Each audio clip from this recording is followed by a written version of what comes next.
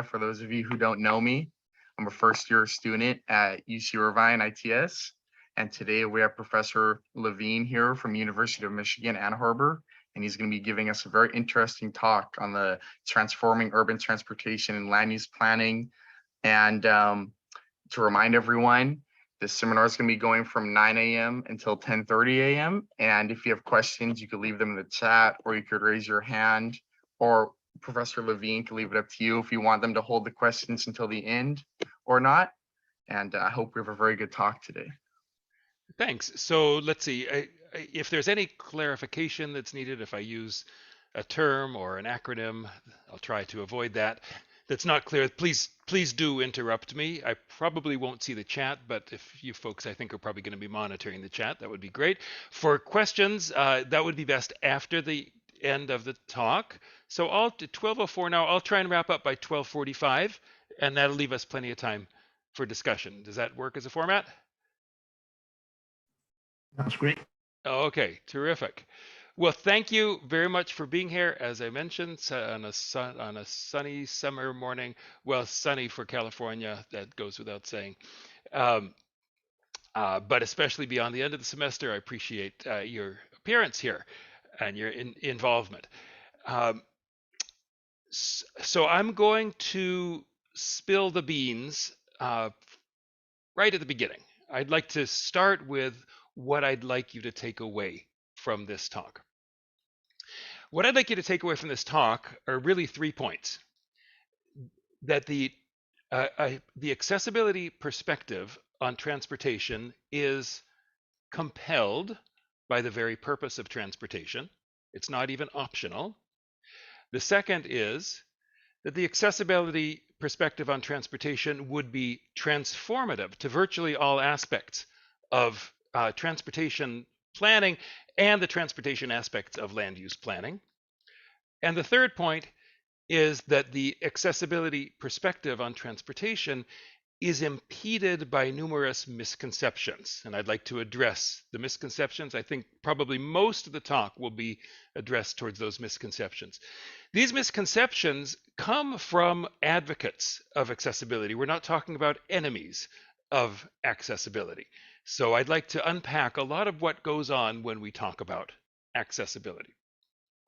Starting on the compelled side, I'd like to offer you 2 different cities.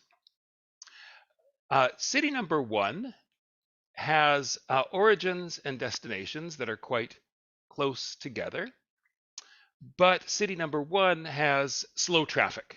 And when I say slow traffic, I mean slow cars, slow bikes, slow buses, slow trains, maybe even slow walking, depending on the crowds. City number 2 has much more spread out origins and destinations. The distances are greater, the proximity is less in city number 2, but it has fast traffic by any and all modes. But let me add one more thing that you don't see on my little graphic, and that is the differences are such that you can reach more for a given investment of time and money in city A than in city B. Okay, so you're going to be spending to reach a certain set of destinations, a given set of destinations. Maybe you have a task list that you need to complete. You're going to be spending more time and money. I may have gotten it reversed. You're going to be spending more time and money in city B than in city A, notwithstanding the fact that travel is faster, distances are yet greater.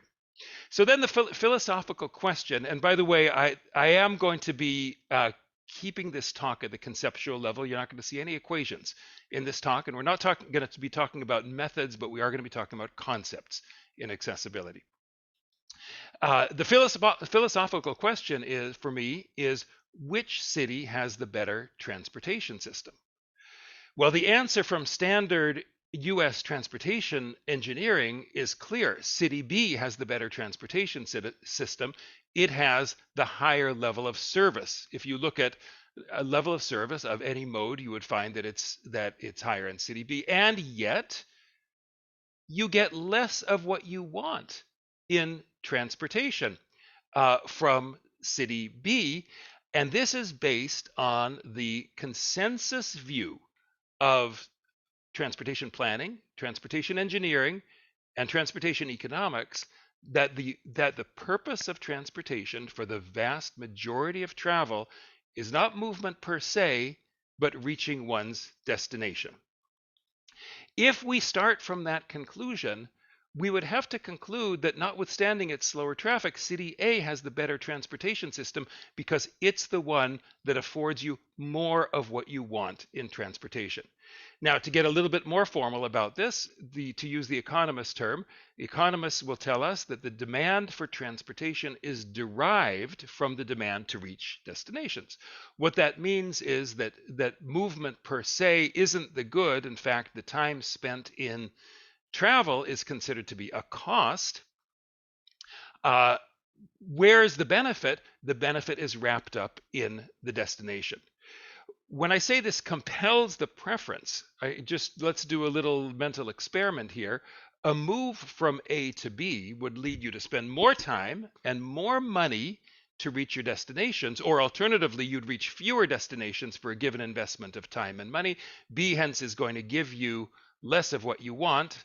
If we believe that a physical or policy option that fulfills its purpose less is inferior to one that fills its purpose more, we would have to come to the conclusion, and I would have to say a non-optional conclusion if you buy the derived nature of transportation demand, that City A has the better transportation than City B. So now we have the paradox that what we believe about transportation, what I believe, and what I would still offer as a consensus view of the transportation fields, is at odds with so much transportation practice, which is based on a mobility rather than an accessibility logic. So I want to talk in this I'll use a term in this talk, the accessibility shift. And what I mean by the accessibility shift is a shift from mobility to accessibility as the basis of transportation planning and the transportation aspects of land use planning. So I'm going to argue that mobility thinking, notwithstanding some inroads that accessibility has made, mobility thinking continues to dominate transportation planning and the transportation aspects of land use planning.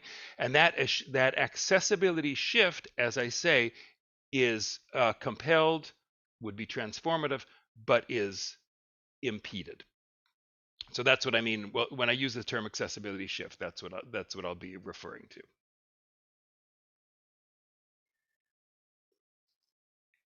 Okay, so I better define some terms here. See why you indicated that there are a lot of different definitions of accessibility. That's for sure true. Uh, or to be precise, there are a lot of different metrics of accessibility. And at this point, I'd like to get above any individual metric to talk conceptually, what are we trying to get at with those metrics? And I think there we find a whole lot more commonality than difference once we get beyond individual metrics. So let's define our terms. I've tossed around the term mobility and I've tossed around the term accessibility. I like to define these terms as what would count as a change, or specifically what would count as an improvement in each. That's the way I find it easiest to discuss. And an, an increase in mobility is an increase in the territory that one can reach for a given investment of time and money. If we look at the bubble here that one can reach, the isochrone, an increase in mobility is a growth in that isochrone, the amount of territory that one can reach. What is the accessibility shift? Well, you'll note that I marked in red the little word territory. Keep your eye on that little word and see what happens to it. An accessibility increase is an increase in the destination value that one can reach for a given investment of time and money. So you'll notice here on my map, I've represented destinations with the asterisks that are either in or not inside the bubble. Once we think about accessibility in this way, we realize that there are at least two ways to improve one's accessibility. One can increase the bubble, that means increase mobility, or increase the destination, the value of destinations within the bubble. That would be a proximity aspect of accessibility. Those two together, the mobility plus the proximity aspect, are what I refer to as physical accessibility. And by physical accessibility, I mean literally the ability to reach destinations in a physical sense. Obviously, we are reaching one another currently in something other than a physical sense. So I'd like to add in a method, uh, but then I'm going to focus on the first two methods.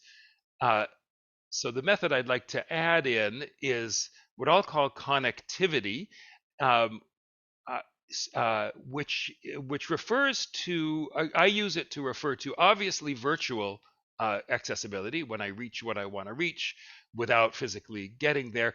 But I include in this anytime goods or services come to you. So connectivity surely is an internet connection, but connectivity is also an Amazon package, and connectivity is even a water hookup. So anytime something comes to me, that's a kind of accessibility that doesn't depend on my physically reaching the destination.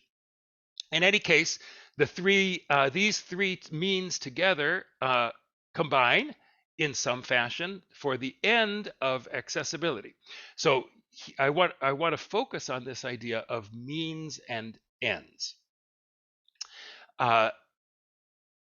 As I've asserted that if one accepts the derived nature of transportation demand, then one would conclude that accessibility is the end, accessibility is the purpose of transportation, the ability to reach destinations. Mobility is, first of all, a good thing, not a bad thing. It's not a dirty word.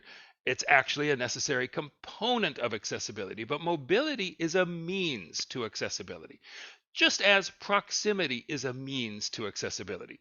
So this is a call for straightening out the means and the ends. In typical transportation planning practice, we tend to put mobility at the pinnacle of the hierarchy of things we're seeking in transportation, and I believe that it needs to be put in its rightful place. Um,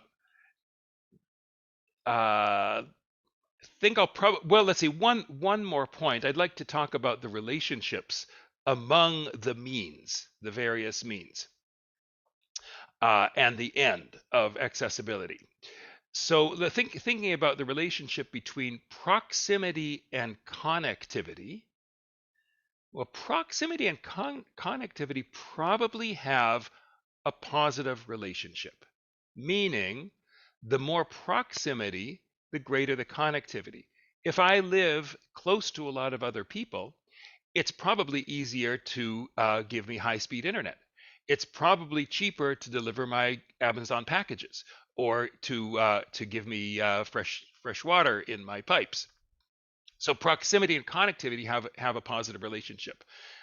All that is great. We love to have congruent means that assist one another in reaching our goal. The trick comes with the relationship between proximity and mobility.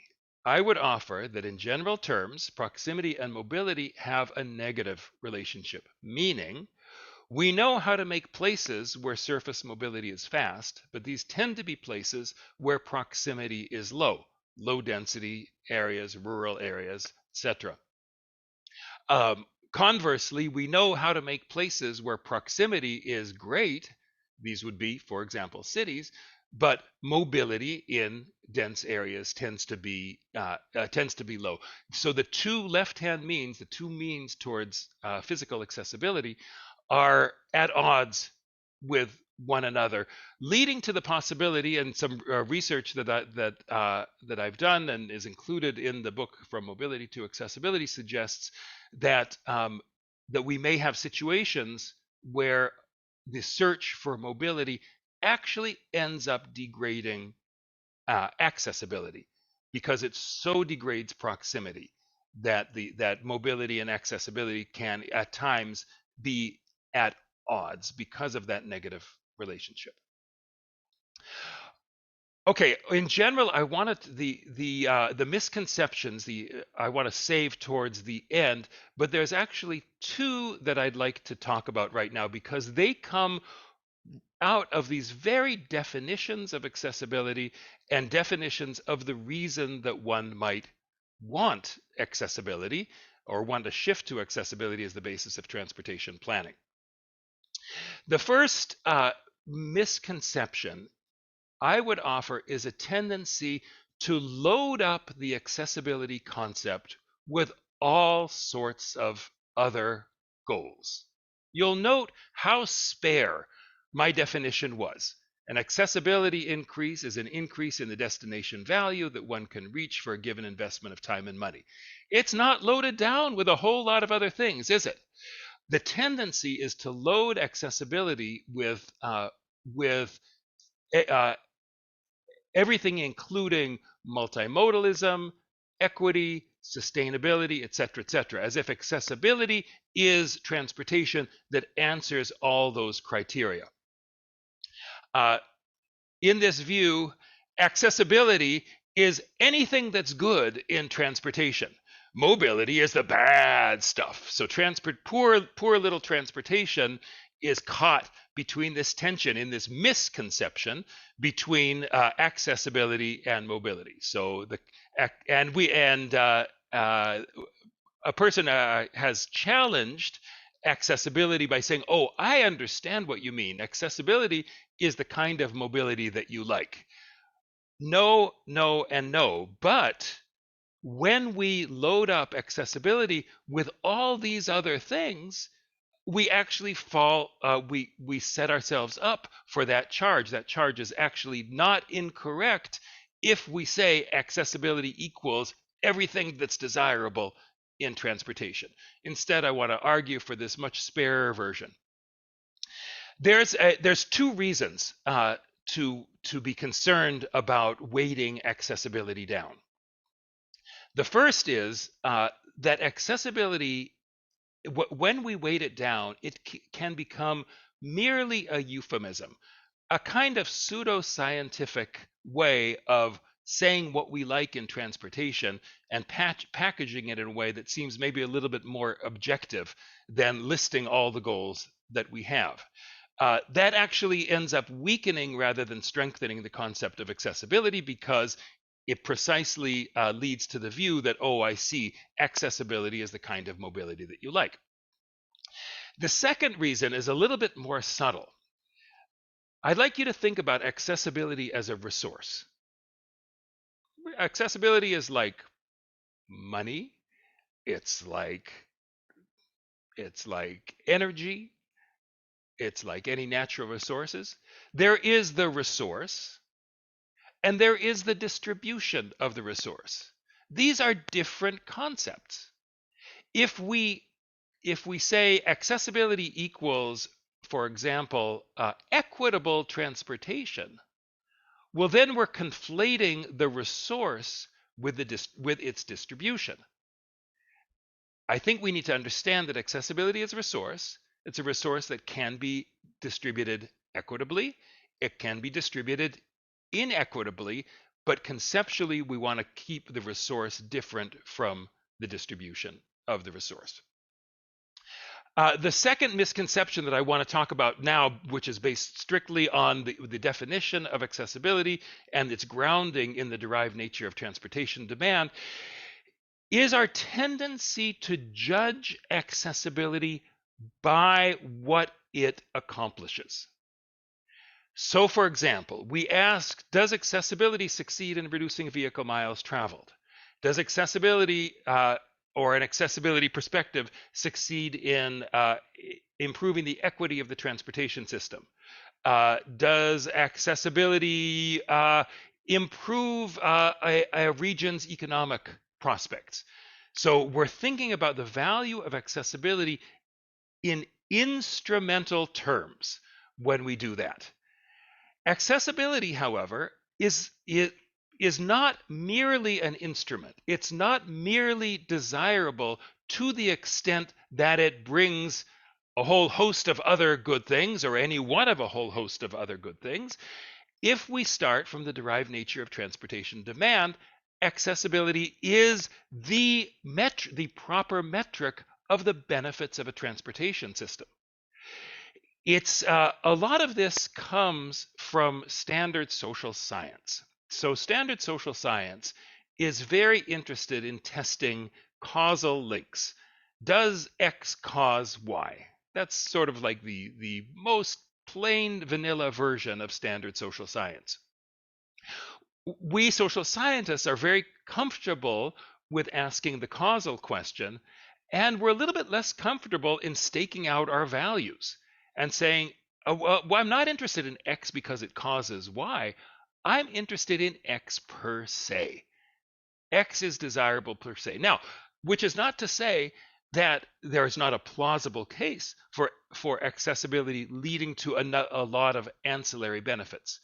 But we have to distinguish the cake from the icing on the cake. And when we mistake the ancillary benefits for the very purpose of accessibility, I believe that we are exactly doing that, mistaking the cake for the icing on the cake. Now I'd like to shift to transportation planning practice. I think that this is a bad news, good news story when it comes to accessibility. So the bad news is that transportation planning practice remains dominated by mobility thinking and methods. Anytime something comes packaged with a level of service, whether we're talking about pedestrian level of service, transit level of service, highway level of service, we are strictly talking about accessibility. I'm sorry, we're strictly talking about a mobility approach to transportation planning. And of course, as we know, these metrics are not merely things that you measure, they're things that are designed to, and in fact succeed in, guiding transportation planning practice. We shape our practice around concepts of level of service and related mobility concepts. Such that it's surely possible to do other things other than pursuing level of service or other mobility related kinds of goals. But mobility metrics and mobility thinking tend to impede doing other things. The easiest thing to do is to go along and use mobility approaches to transportation to see if we're getting what we want and to try proactively to get what we want. So all that is the bad news. The good news comes in two pieces. The first piece of the good news is we transportation planners and land use planners with a transportation angle know very well how to apply methods, metrics, and models to our practice. So all we need is an accessibility graph onto our mobility routes, because at least as well as other fields, we would know what to do with accessibility metrics and how to use them. The second part of the good news is that in measuring mobility, we're actually halfway there to measuring accessibility. All we have to do is drop in the proximity piece. In other words, none of what we do in our mobility metrics needs to be thrown away. Quite the opposite. It needs to be preserved and built on, or grafted on the roots, graft accessibility on our mobility roots. So let's just talk about some kind of a plain vanilla version of transportation planning and a plain vanilla version of the transportation aspects of land use planning. Plain vanilla version of transportation planning is comes around forecasts of level of service or modeling of level of service, and modeling level of service usually before and after hypothetical deployments of new transportation infrastructure. Let's say, for example, a new freeway. What effect would that new freeway have on our level of service? That tends to be used to guide transportation investment. What would we need to do in order to reform that practice? Well, we would need to be asking the proximity question. So there are two kinds of transportation investments. One that tends to reduce proximity, and one that tends to increase proximity, because we know that transportation affects land use. If you're a transportation investment that reduces proximity, then what we know is that the proximity effect will tend to degrade the accessibility benefit that you can offer. It might even degrade to the point of zero, possibly even reverse. All that is a possibility, but it's a possibility that we never consider if we stop at the mobility question. By contrast, if you're a transportation investment that increases proximity, then your proximity effect will magnify the accessibility of the mobility investment of the transportation investment. And by the way, this is not an argument for example, transit as opposed to roads, because there surely are roads that have the capacity of also increasing proximity. So asking the proximity question in the context of our transportation investments is the necessary step towards this accessibility shift. What about the transportation aspects of land use planning? Here I'll talk about traffic impact analysis. So the standard practice of traffic impact analysis asks the following question.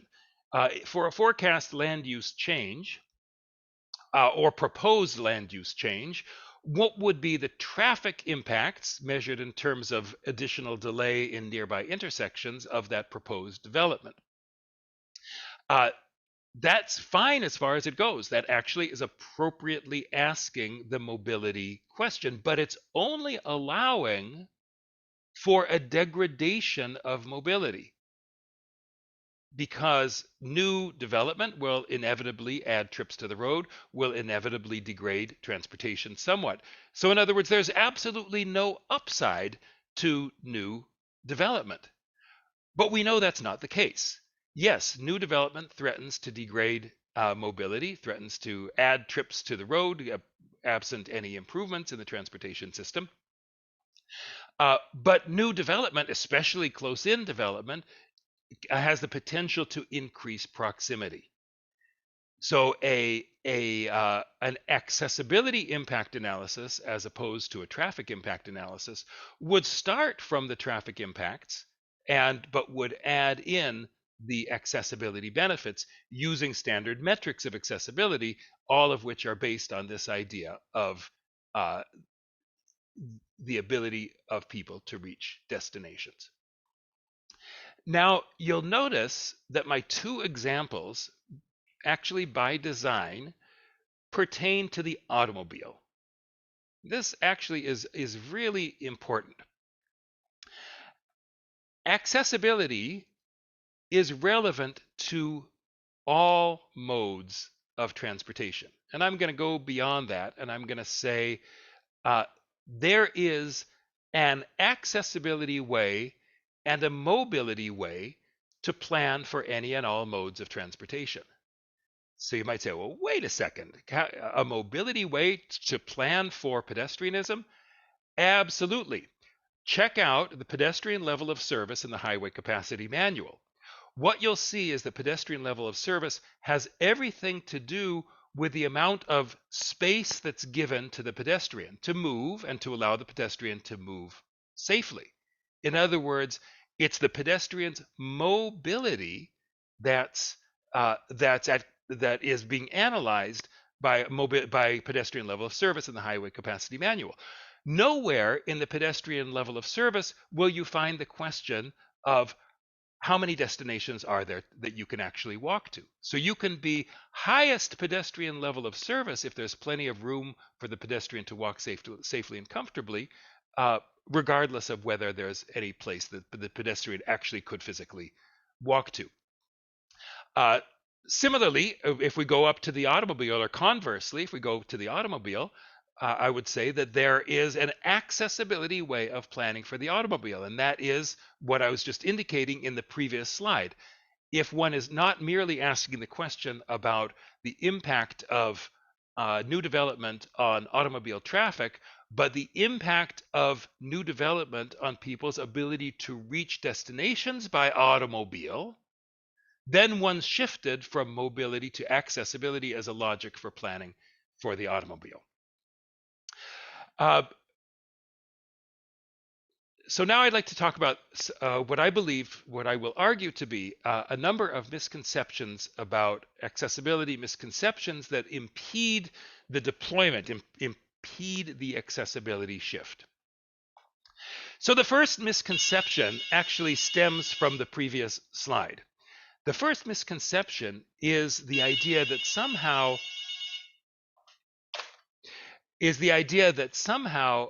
accessibility is associated with certain modes of travel. So mobility, well, that's about cars, isn't it? And accessibility, well, that's about pedestrians and bikes. That is the wrong way.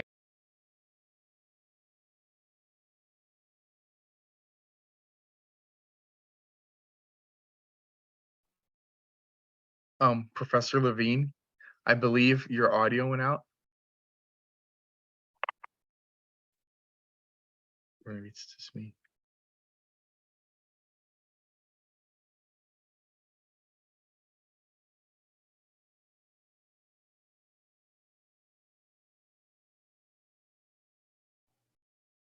Siwei, do you want to stop sharing so he will see that something's going on, or maybe even show a page telling him Yeah, he there's no sees now. more. He sees. Okay. He's got it. Okay. Hi, Professor Levine.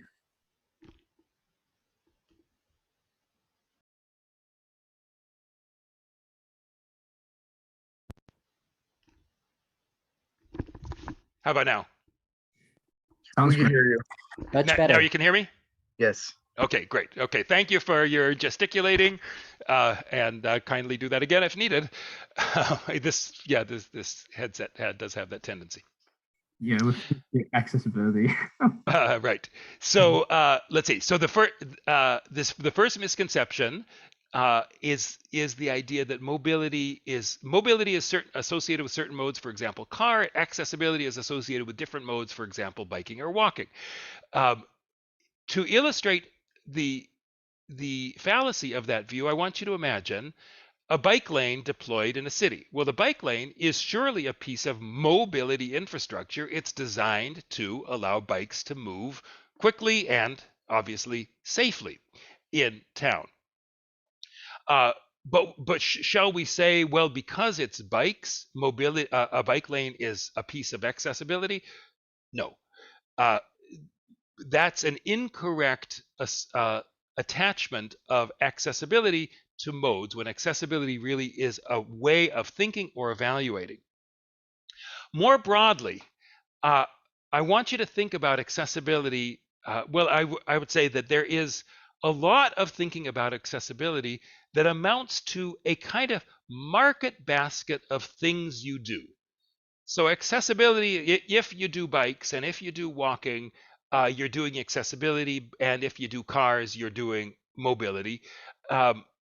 That's not the way I'd like to think about accessibility. I'd like instead to think about accessibility as a way of evaluating success. How do you know if you're succeeding in transportation? Are you succeeding because people can move? Or alternatively, are you succeeding because people can reach destinations? And reaching destinations, of course, is the way of knowing that you are succeeding that is consistent with what we know about transportation demand. This idea of the market basket versus the rubric for understanding success has another important expression, and leads to another misconception about accessibility. Accessibility in many cases is equated with urbanist strategies or urbanist policies. So in this view, which I'm going to offer is a misconception, accessibility equals biking and walking, but now let's add in dense cities and mixed-use development and walkable neighborhoods, all of that is accessibility, whereas anything associated with the car is mobility. I would offer that that is an unproductive view of accessibility, and here's why. I believe that most urbanist strategies empirically are probably accessibility increasing. Now, by the way, it's an empirical question, not one that can be answered at the level of theory or the level of definition. Surely there are some urbanist strategies that so congest transportation networks that they actually make it harder to reach destinations. So that would be an example of an urbanist strategy that might not be accessibility increasing. But there's the flip side, though, is the more important. The flip side is the full range of accessibility enhancing strategies that aren't urbanist. I think we have to allow for those to count as very significant benefits in transportation planning. All right, you might say, well, what accessibility enhancing strategy isn't urbanist? So what I want you to imagine is a major job center. And the major job center is 20 miles away, and it's accessible only by car. Now, in your mind, I want you to pick it up and move it to a location 10 miles away, still only accessible by car. That surely is a rather significant accessibility enhancing move. Is it an urbanist strategy? Well, I don't know any urbanists who would be very who would count it as that. They would say, well, if all you can do is drive and 10 miles, that's already a pretty long drive. That doesn't count as urbanist, but it's accessibility enhancing. So we fall into a trap, and this is a very, very common trap when we equate accessibility with urbanist strategies. This triggers again, the issue of, oh, I see accessibility as that kind of mobility that you like. And Professor, yes, can you clarify the definition for urbanist? Urbanist strategies. So let's see, we could roughly call it new urbanist, but anytime we're talking about compact development, walkable development, mixed use development, deployment of transit and cycling, possibly micro mobility, as opposed to automobiles, highways, and suburbs. That would be my definition of urbanist strategies. And in fact, there are many authors who equate urbanist strategies with accessibility by definition. I think that's a rather serious mistake, and a mistake that ends up harming the prospects of the accessibility shift. Thank you for that clarifying question. There's another implication, what happens when we define accessibility as urbanism. If accessibility equals urbanism, then the question arises, okay, but what about the cars? What are we going to do with all the cars?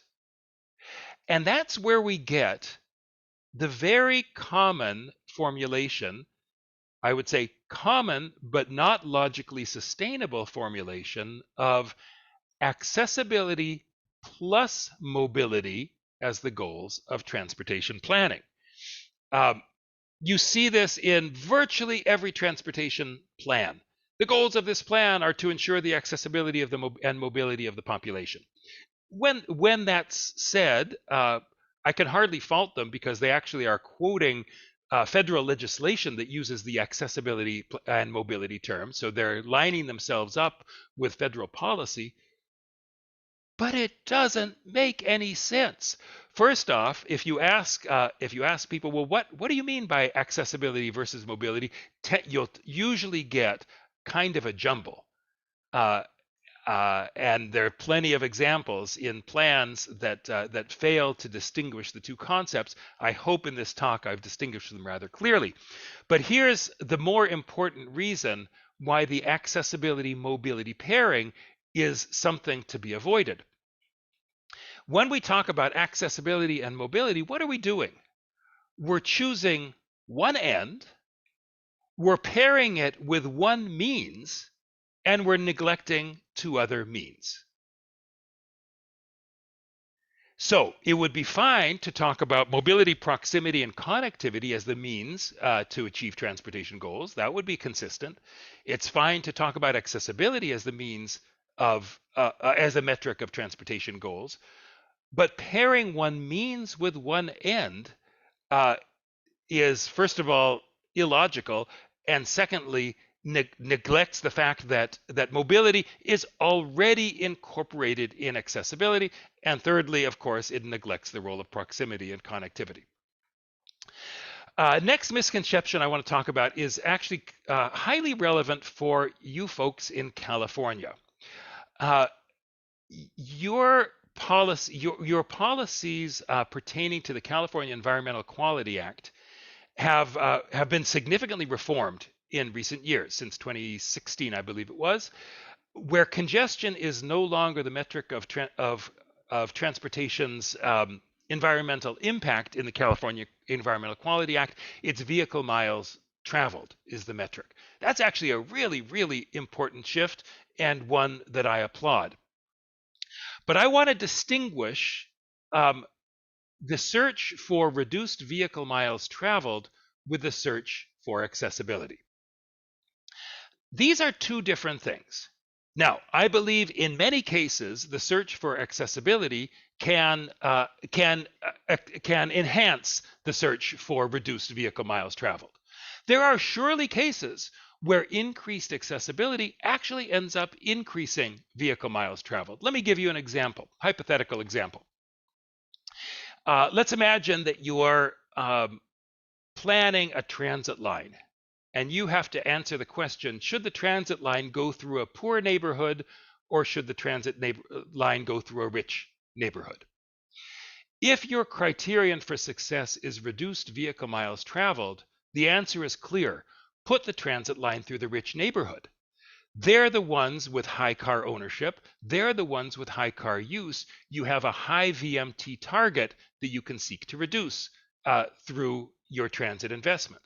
By contrast, think about accessibility increase. What would accessibility as a criterion lead you to do? It would lead you probably to put the line, all else being equal, through the poor neighborhood. Why? These are people who can not afford or can less afford to own and operate automobiles. So the transit would be a much greater boost to their accessibility than it would to the accessibility of the rich. So you'll see here that accessibility and VMT as criteria are actually leading us in opposite directions. And that's okay. Now, can I resolve these opposite directions for you? Can I say, well, just forget VMT and focus on accessibility, or forget accessibility and focus on VMT? No, absolutely not. These are the environmental impact of transportation and the transportation benefits of transportation are both central elements to the process of planning for transportation. You can't neglect either. What I am saying is these are conceptually different things. Environmental costs of transportation are a cost. Accessibility benefits of transportation are a benefit. In fact, they are the benefit of transportation. So what our job is as planners is to take both into account. We possibly, if we want to do it in a more narrow sense, take both into account in a cost-benefit analysis framework, or alternatively, in a broader sense, take both into account in a planning process framework. But we can't neglect one for the other.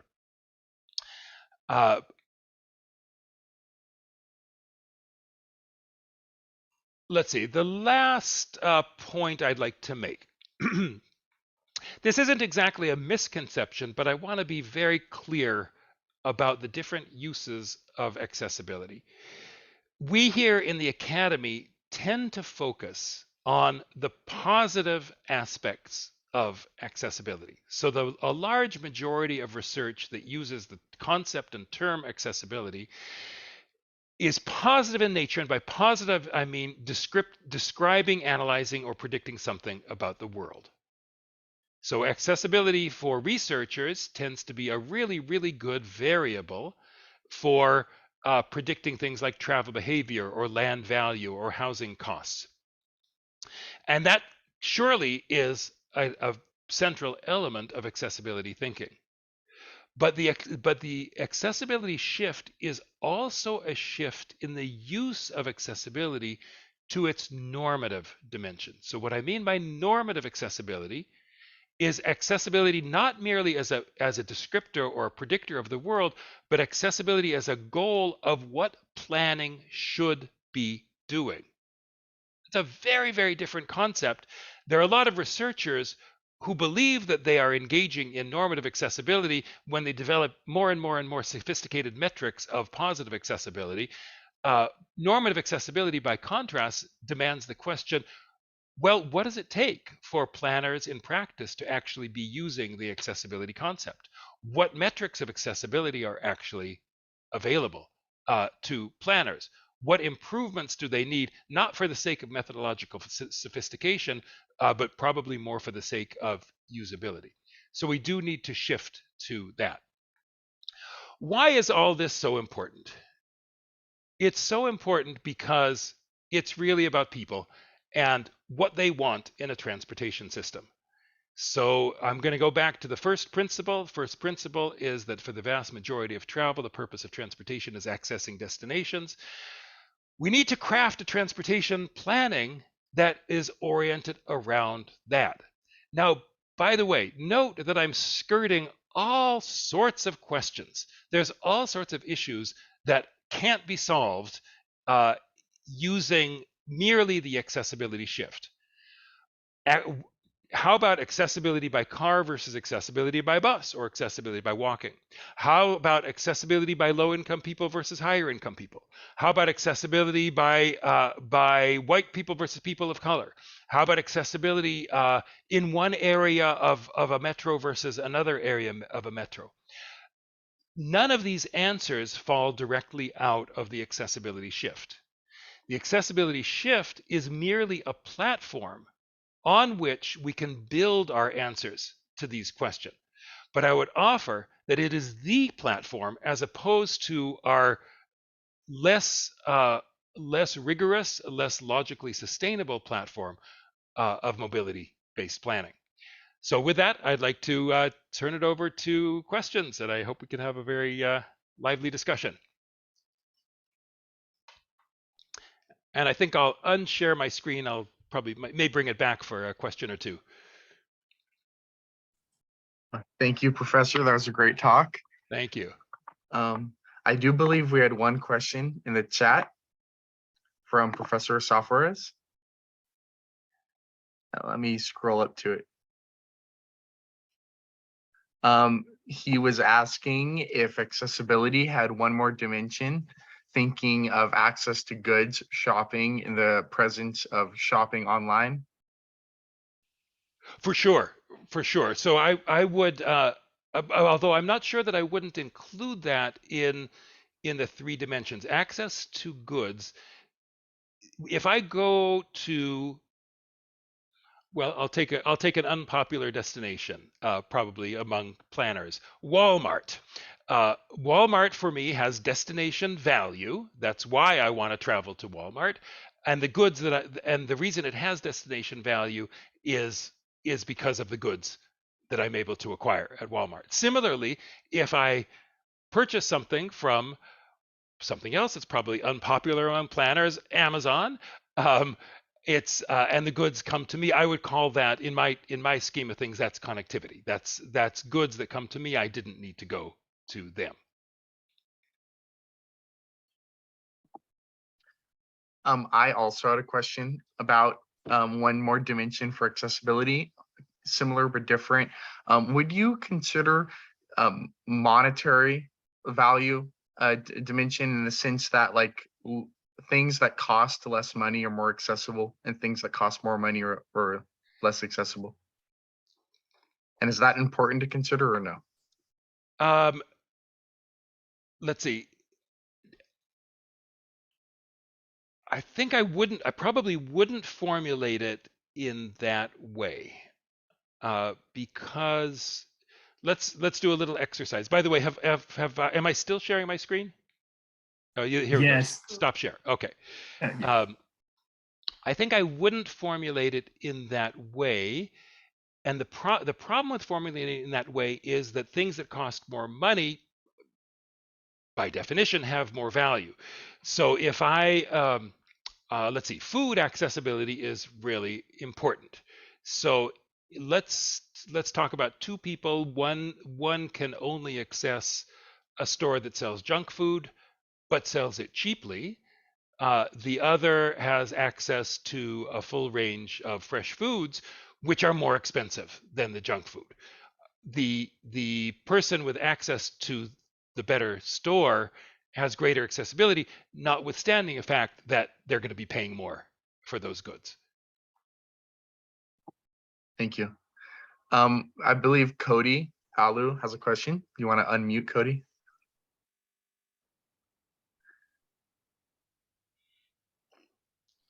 Hi, Cody, we cannot hear you. Can you hear me now? Yes. Yes. Thank you. Thank you. It was very insightful talk, especially the part where you clarified the difference between accessibility versus urbanist approaches. I really like that part. Thank you. And I think like my question is more of vernacular related rather than technical related. Could you speak a little closer to your microphone? I'm getting a little echoey. Oh, okay, sorry.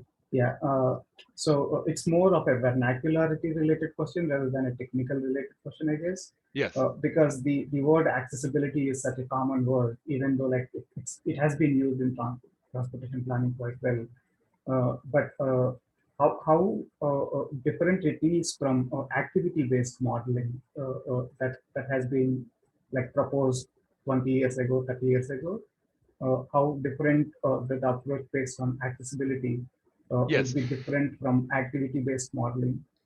So I'm no expert in activity-based modeling. Let me preface that and say that. Mm-hmm. As I understand it, activity-based modeling is largely driven by individual level accessibility. So it's your ability as an individual to meet your particular needs given the particular constraints that you face. So I think the two concepts are really quite consistent. For my purposes, however, the question really is how does one use the results of an activity-based model? So a model may be driven by accessibility. And for example, our land use forecasting models currently, standard plain vanilla land use forecasting models, are largely driven by accessibility, but they're used for mobility purposes. So even an accessibility-based model can be used for mobility purposes when applied in transportation planning. So I'd like to ask the two steps. First of all, what's happening in the guts of the model? But for our purposes, how is that model used in transportation planning and transportation aspects of land use planning? So I guess it's a continuation question sort of thing. So do you think the word accessibility is the word that we should use finally, or like is there any other? I think we're sort of stuck with it. So my biggest problem with the term accessibility is that a lot of people hear the ability of people with disabilities to get inside a building or to reach transit, et cetera, et cetera. In other words, ADA styled accessibility. That's my biggest problem that I've encountered with the terminology. But at this point, I think there actually is, believe it or not, a century of thinking and writing about accessibility. And I think we're probably stuck with the term as a consequence.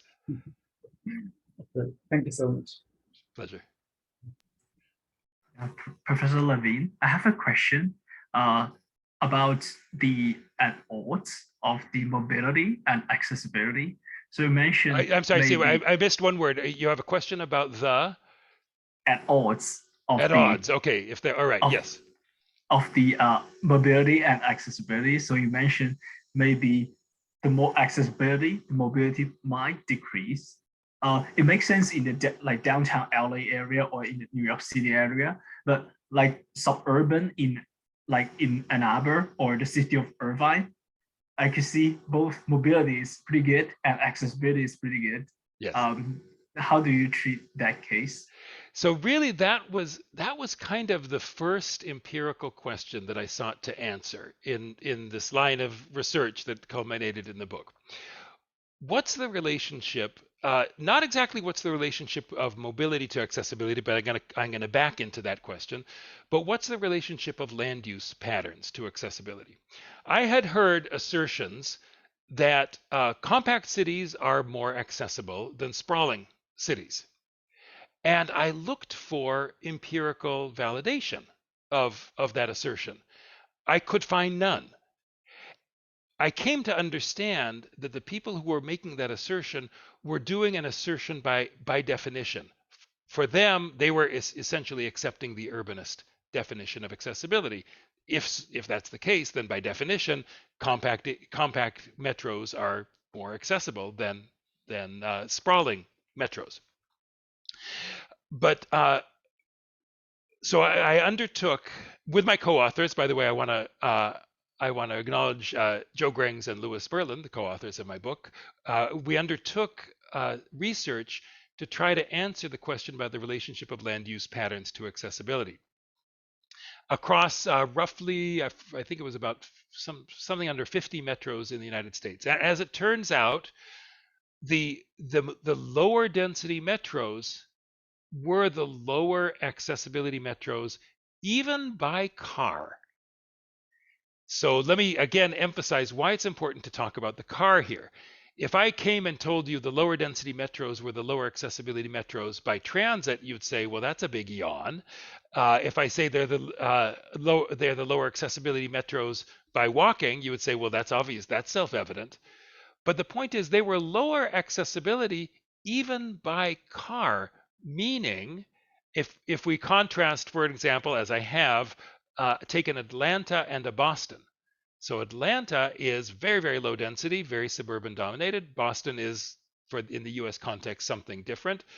Boston turned out to be considerably higher accessibility even by car than Atlanta. All right, what's the connection then to mobility? My argument is that a metro like Atlanta that has pursued mobility policies over the decades ends up with a very low density urban form, metropolitan form. That low density metropolitan form in turn turns out to be a low accessibility metropolitan form.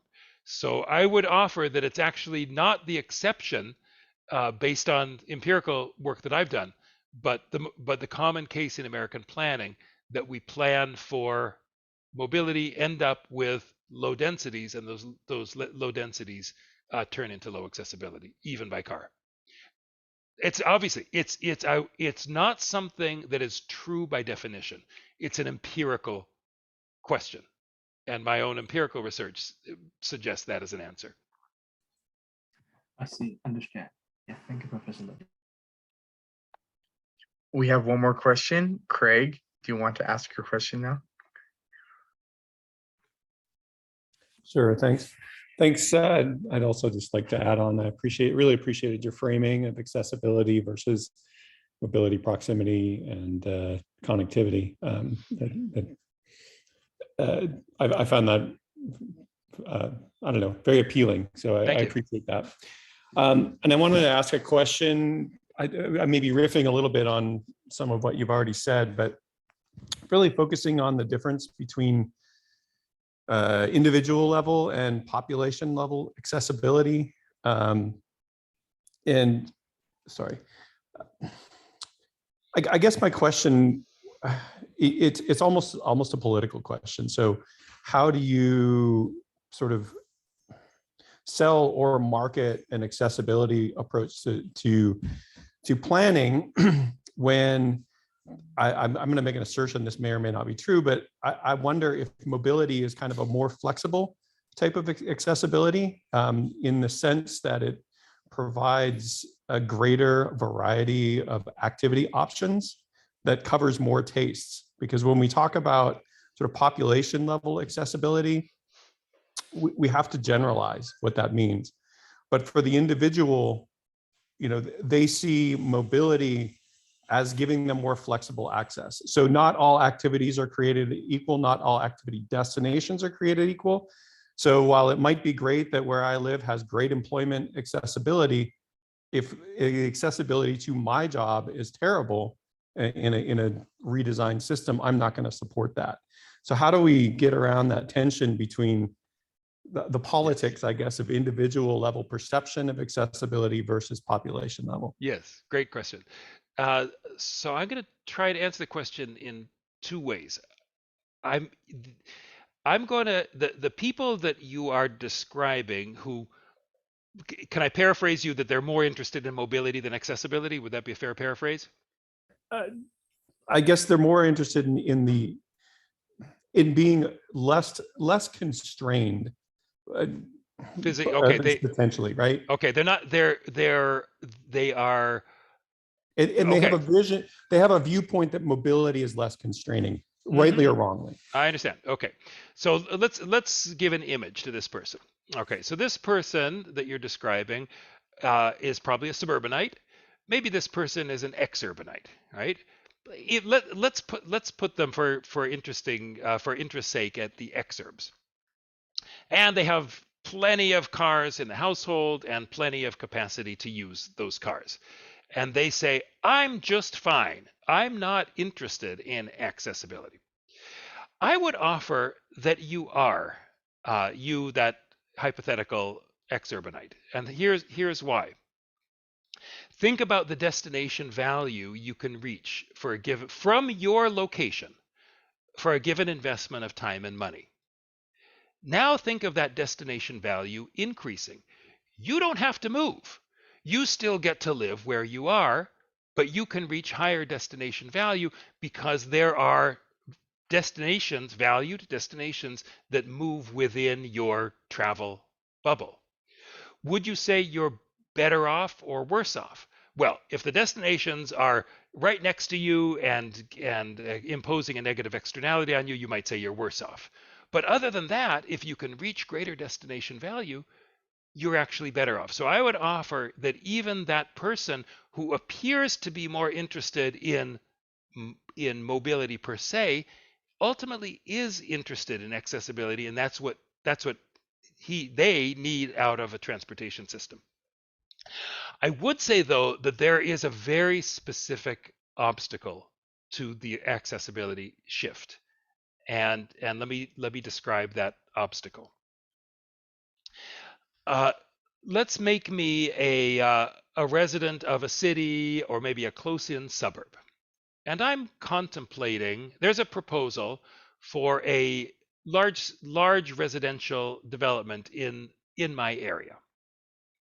This residential development, if you look from the standpoint of the region, this residential development would be accessibility increasing. Why? It would give lots of households the ability to live close to their work and non-work destinations. So far, so good. I, however, as an incumbent resident, existing resident, contemplating that development, I say, well, that's not going to increase my accessibility. All that's going to do is going to add traffic. And that's the reason why I made it a residential development, because there's no destinations. If the development were destinations, then I might say, oh, okay, my accessibility might be increased by that, but it's not increasing my accessibility. So now we have the tension between the individual or an individual and what would benefit the accessibility as the region as a whole. The issue in our U.S. planning system is it's very, very responsive via municipal governments to activated individuals. So we tend to pay a lot of attention to that aggrieved individual who says, no, no, no, keep out this housing because it would increase congestion. And FYI, for that individual, increasing congestion equals decreasing accessibility. It's actually the same thing if you're not adding destinations. So the question, when we talk about the individual versus the collective decision, I think the division is not between mobility or proximity oriented people and mobility oriented people. I think the distinction that I would like to make in considering this obstacle is between incumbent interests and the region as a whole. Thank you. I appreciate that. Yeah, thanks. Great, thank you. One thing I'd like to add on to what you both were just talking about is I think a lot of the incumbent residents, as you call them, they undervalue the new residents, especially those that would be living in apartments or giving more access to their communities in a way that I've often thought about this. A lot of these would be lower income individuals who would then work in businesses that they don't necessarily want to work in. They typically have higher income jobs, and that will allow them to have more restaurants, more other services, which I feel like a lot of people miss. And it might be why when we see like very high income suburban neighborhoods, they're lacking a lot of businesses. And just by the way, I'm gonna have to riff off of your comment that let's see, there's two kinds of neighbors, new neighbors that people don't like: neighbors that are poorer than them and neighbors that are richer than them. Um, so presumably just the right income in Ann Arbor and a lot of liberal towns, the neighborhood defenders will look at new housing and they'll say, oh well, that's not affordable, look at the price of that new housing. So the problem is it's going to be upper income people that are coming in. So yes, I think I would have to agree that there. I have a sign in front of my house. The sign says neighbors for more neighbors. That's something that I believe very deeply. I think that people who live in cities and live in general, live in close-in areas, benefit, and society benefits when we open up our towns and not be exclusive and exclusionary. Silway, would you like to ask another question? Yeah, thank you. Thank you, Professor Levine. I have a question for the definition of mobility and accessibility. It makes sense that we define accessibility as the destination value that one can reach given a certain investment and of time and money. But I'm a little curious about the mobility definition. Is the territory one could reach for a given investment of time and money? Would it be from my view, the mobility is like a state variable of the transportation system. For example, given a certain time, how well or how fast the system goes. And if we define it as a territory one could reach, it sounds to me is like the result of the mobility. Like Professor McNally always said, VMT is the result of the mobility. Okay. I see. Let's see. It's my definition of as the territories one can reach for a given investment in time and money is very, very closely related to speed. It's not identical to speed, but it's closely related to speed. The reason why it's so closely related to speed is that the time we spend in travel is the largest portion of the cost of travel. So there's fixed costs of travel, including driving. There's variable costs of travel, and then there's the time cost of travel, and the time is the lion's share. So the most effective way, for the most part, of increasing one's bubble, increasing the territory that one can reach for a given investment of time and money, is to speed up the traffic. Yeah, but Professor Levine, I'm wondering whether that mobility is time dependent, because according to the definition, there isn't a time dependent elements associated with it. So what kind of time are you referring to here? You're not talking about time of day, are you? Like time of day, like morning peak. Oh, okay. Like midday, So one mobility. can talk about one can talk about accessibility in the morning, accessibility in the afternoon. So during peak times, I would have a small bubble. That would be a small amount of territory I could reach for a given investment of time and money. During off-peak times, my bubble would grow, and there are analyses of accessibility, empirical analyses of accessibility, that have tried to very much link it to travel conditions during any particular time of day. And you could assume, right, that It's cars mobility. are more sensitive to time of day while walking is least sensitive, right? Probably so, yes. Yeah, and transit tends to be very sensitive to time of day because headways are very sensitive to time of day. So you can, Yeah, that makes sense. if you have very bad headways midday, you can actually end up spending more time and money in travel on transit midday than at peak hours. Yeah, thank you. I have a following question. So Professor Levine says accessibility is the benefit of the transportation system. And if we shift in the planning purpose from mobility to accessibility, and how will the shift in survey, modeling, application, what's your view on that, Professor Levine? It's the graft. It's the new plant that needs to be grafted on on existing roots. So we'll still be doing it really actually everything we do now. It's kind of full employment for transportation planners. Everything we do now is still going to be needed. We'll still need to know household travel patterns. We'll still need to know network conditions. We'll still need to model those. Okay, those will be inputs to be combined with knowledge about and forecasts of proximity impacts in order to reach accessibility outcomes. So there's more work for transportation planners, not less work for transportation planners in this world. Oh, thank you, Professor Levine. Thanks for answering the question. Thank you. Sure.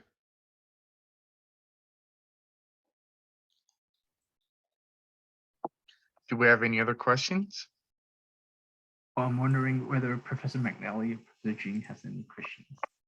Professor Jane, do you have any questions? I'll make a comment, and that's just because we've had these discussions at UCI for a long time, and I've gone back to your work quite a few times. I only have one area where I think I disagree, and it's not really a disagreement. I like the diagram that has those three effective means to the end of accessibility. That I like. I like the fact that accessibility should be the to use it generically, a planning goal, what you're seeking out, and not trying to maximize mobility. Where I disagree is the way you define mobility.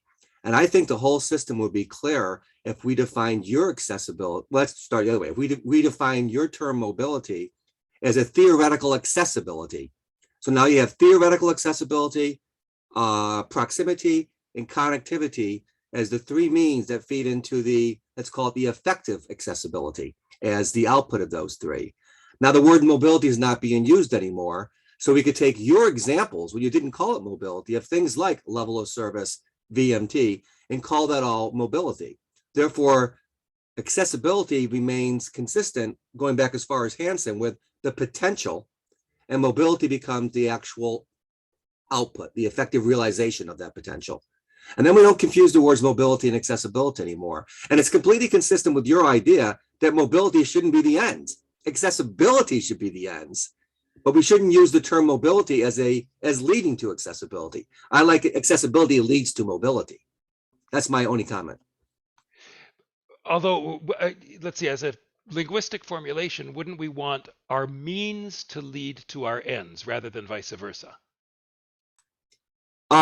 Yeah, but I'm saying that mobility, the way you define it, use it, I should say, to me is a theoretical accessibility that leads with those other two factors to the end of accessibility. But that's not the end to all ends. Accessibility now is a planning goal, and that planning goal, when you mix with the people that are actually utilizing those resources, results in a level of mobility. It's not an end. It's not a demand we want to get to. It's what we do get to, whether you want it or not. Okay, all right. That's a whole nother dimension. So let me address that. Now I understand what you're getting at. So I actually end with the potential to reach destinations rather than actual travel behavior. When we're talking about the benefits of transportation, I'll give you a little illustration to show you what I mean. I want you to imagine two lovers of Italian food. This is an article from my book. This is an example from my book. 2 lovers of Italian food. Food lover number 1 has 1 restaurant they can get to within a reasonable investment of time and money. Food lover number 2 has 10 restaurants they can get to within a reasonable investment of time and money. Every Saturday night, they pick up and they go to a restaurant. The travel behavior, meaning the realized mobility of both, is really very similar. We could make it identical by having all 10 restaurants at the same distance as the 1 restaurant for the first food lover. Once a week, get up, go have Italian meal. I would offer, though, that focusing on realized, I think your term was realized mobility, realized accessibility, meaning actual travel behavior, doesn't capture the benefits that they receive from the transportation system. The one who can choose from 10 has much more benefits than the one who only chooses from 1. What are the nature of the benefits? Well, let's see. First off, competition. Stands to reason that if you're choosing one restaurant from 10, you're probably eating better food than if 1 restaurant from 1. Price, you probably have more competition that tends to lower price. Choice, okay, the very fact that I have a choice is relevant to the benefits that I receive. So even Amartya Sen talked about the difference between fasting and starving. The difference between fasting and starving is if you're fasting, you had the choice to eat or not to eat, versus if you're starving, you didn't have that choice. The choice makes all the difference in the world. I'm probably going to live in the proximity of people who share my same interests, a bunch of foodies. If I have 10 Italian restaurants near me, I benefit from that proximity. That would be a secondary level of accessibility. So in so many ways, I would offer that the benefits we receive from our transportation system are much better gauged by the potential for reaching destinations than by actual travel behavior, which doesn't reveal the value of destinations. I agree with what you just said 100%. The only difference still comes back to if you never use the word mobility and you use something else in that thing, I wouldn't even be raising this point. I like to reserve the word mobility, not as a goal. It's just what actually happens out there. For example, I have the potential to go to New York right now. I could probably get there in 8 hours. That's an accessibility measure, but I'm not going. So therefore I have no mobility to New York. That's the way I like to define mobility. Yeah. And then it kind of separates the idea of, let's stop focusing on mobility and accessibility as a pair. They're actually a sequence. Mobility is an output. You may get better mobility measured in terms of VMT and speeds, as you said, with better accessibility, but you could also define accessibility and develop it so that you can control those levels of mobility, more transit, more walking, by more proximity, more connectivity, et cetera. I just don't like the definition of mobility. And as you pointed out, it's used different ways. The ADA definition, freight mobility, becomes something quite different, for example. We're not looking to make people that are shipping freight feel better about their choices. We're trying to get the freight to where it's going as cheap and quickly as possible. More of a mobility type measure, but let's not confuse the two. That's all I'm trying to say. But so I agree 100% with the planning goal. I would say that I've encountered this when interacting with Europeans. For Europeans, the word mobility across various languages, and then when they're using English, tends to be roughly equivalent to vehicle kilometers traveled, realized movement as opposed to the potential for movement. So yeah, it is a linguistic question. I do agree about that. Well, otherwise, I agree 100% with this idea of the accessibility orientation. I'm still not aware of ways of always achieving those goals and stuff, especially when you start introducing additional policy variables like equity and the like. I think of equity as an admirable goal like Vision Zero with accidents is, but I don't think either of them are going to be ever achievable to any high degree of compliance. There's just too many factors involved. Right. I agree about that. I would say that if we talk about our goals as planners, we're never going to ultimately realize our goals in our lifetimes or in many lifetimes. But we can assess. But the question is how we assess progress towards our goals. What counts as an increase? What counts as an improvement in transportation? And currently, improvement in transportation is dominantly an improvement in the speed of transportation. It's not improvement in the ability to reach destinations. I think we need to be thinking differently and measuring and modeling differently as we gauge incremental progress. And then taking and by the way, we're making decisions all the time. Land use regulatory decisions, transportation investment decisions. These happen constantly. If we think about a regional vision, the kind of thing that our metropolitan planning organizations might generate a scenario, those scenarios are made up of thousands of individual investment or regulatory decisions. What principles shall guide those decisions? And this is a call for a shift in the principles that are guiding these incremental changes in our metropolitan areas.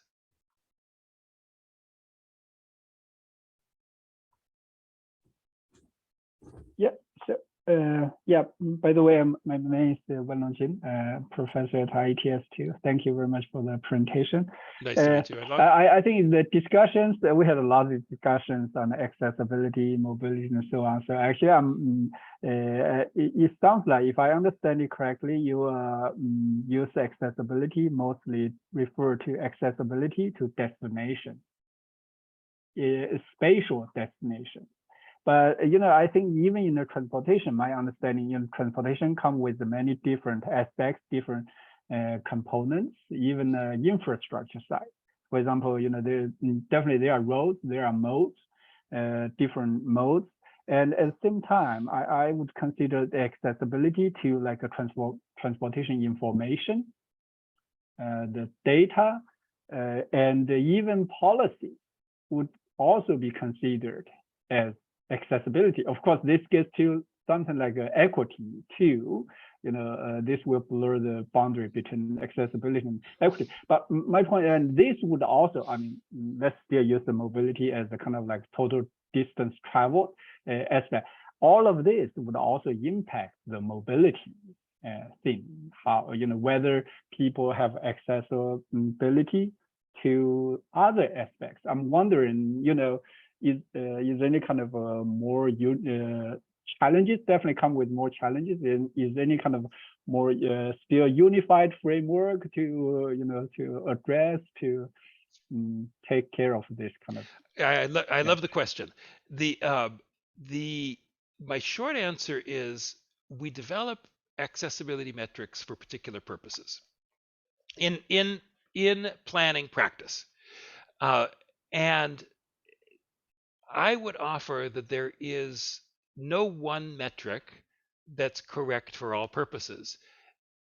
And the reason why that's the case is that accessibility is not, it's a different kind of phenomenon from phenomena that are out there in the world that can be comprehensively and objectively measured. So the concept of length can be objectively measured. The concept of weight can be objectively measured. The concept of accessibility, because it includes multiple dimensions, it's more like, I like to think of it more like an eyeglass prescription. So let's think about the eyeglasses that I'm wearing. Are these optimal eyeglasses? Well, it's useless to talk about optimal eyeglasses in general. It's only useful to talk about eyeglasses for me, given my eyes, and for the uses that I want to put to my eyeglasses. So I tend to be principally interested in accessibility metrics and models for transportation and land use planners. Mm-hmm. Let me give you an example of a more comprehensive accessibility that in principle is there, but I'm not sure it would serve transportation and land use planners. So we transportation and land use planners might ask the question, we'd like to know about accessibility to medical services. Mhm. Now, as a transportation land use planner, I think I know something about how to get the person to the doorstep of the clinic or the hospital or the doctor's office. I don't actually know anything about how to get that person over the doorstep of the doctor's office. There are so many obstacles to that second step. There are, does the person's insurance cover? Is there cultural alignment between the person and the healthcare provider? Are there other? Does the person even know that they need to see a doctor, et cetera, et cetera? So, in an ultimate sense, medical accessibility incorporates all of those things. Now, if I were a public health researcher or a public health practitioner, I probably would want to incorporate those other dimensions into my metric of healthcare accessibility. I wouldn't be content merely to get the person to the doorstep of the doctor's office. But I'm not. I'm a transportation and land use planner. Now, in the ideal world, we join hands with public health planners, but we can't do everything. So because we can't do everything, our accessibility metrics can't do everything. And instead, we tailor our accessibility metrics to the particular question that we tend to ask, which in the case of healthcare, probably has a lot to do with the ability of the person to reach the doorstep of the clinic. Yeah, fair enough. Thank you very much for the discussion.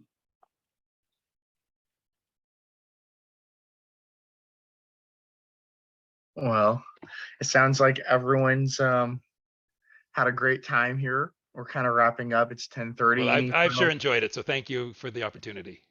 Thank you. Thank you for coming, Professor Levine. It was a great opportunity to hear you talk. Terrific. Yeah. Sounds great. Have a great weekend, Professor Levine. All right. Same to you, folks. Thanks for coming. Bye-bye. So happy to have you.